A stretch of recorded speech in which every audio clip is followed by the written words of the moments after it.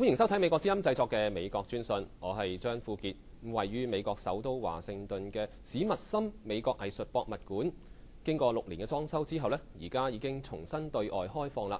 咁喺裝修之前呢，佢已經甚具歷史意義，可以追溯到林肯總統嘅第2次就職舞會㗎。咁喺裝修過後呢，參觀者而家更加可以睇下啲工作人員係點樣維修啲藝術品㗎。下面就一齊睇睇。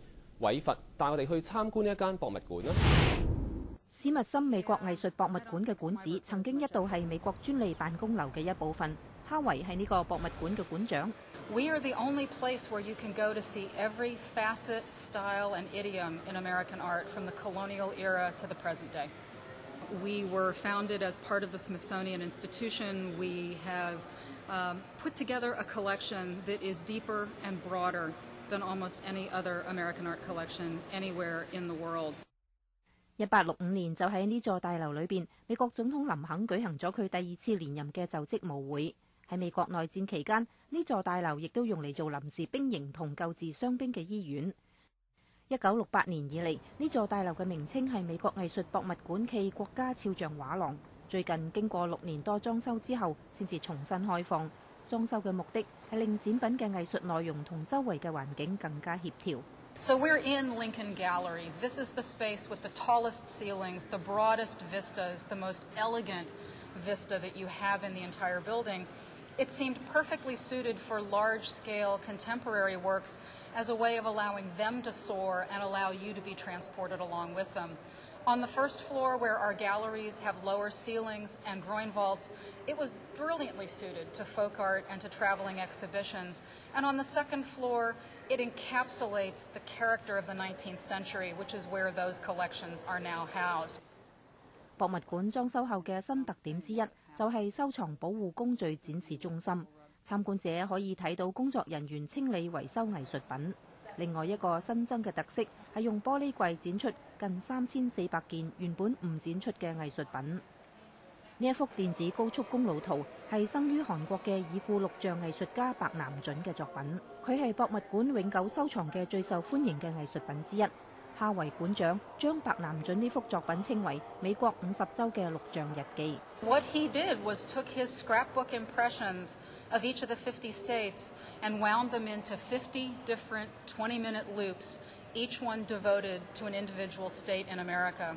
Each state is outlined in strip neon, and the longer you look, the funnier, the more poignant, the more outrageous, and the more thought-provoking the piece becomes. 博物館嘅收藏品仲包括美國西部藝術品，例如美國19世紀藝術家卡特林反映土著嘅好多油畫作品。博物館仲收藏咗另外一位19世紀畫家比茲塔特嘅作品，佢描繪美國新邊疆嘅風景畫內華達山脈。He probably did more to introduce East Coast Americans into the topography of the western third of the country than any other artist.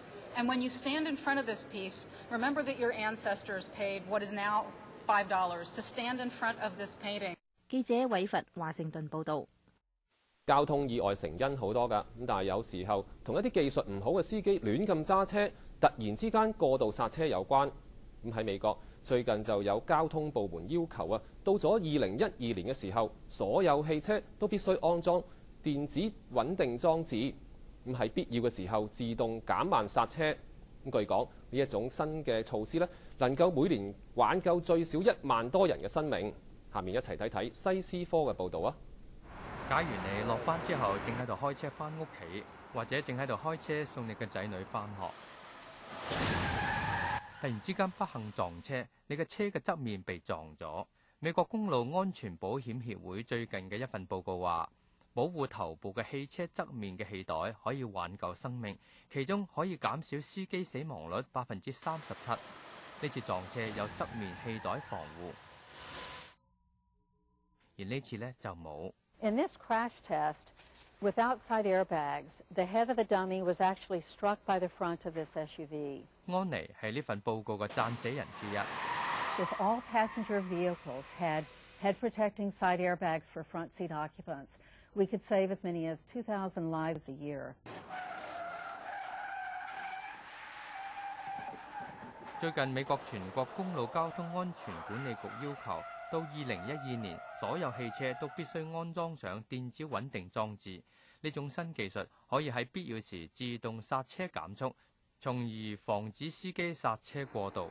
Electronic stability control is an advanced technology that can help prevent a crash. 2006年出產嘅汽車當中，有29%已經係裝有電子穩定裝置，列為標準嘅部件。研究人員表示，如果所有嘅汽車都裝有呢種裝置，咁每年就可以挽救1萬人嘅生命，甚至更多。以上係記者西斯科嘅報導。好啦，今日嘅節目時間又到啦，多謝收睇美國之音製作嘅美國專訊，我係張富傑，我哋喺下個禮拜翻嚟再會啊！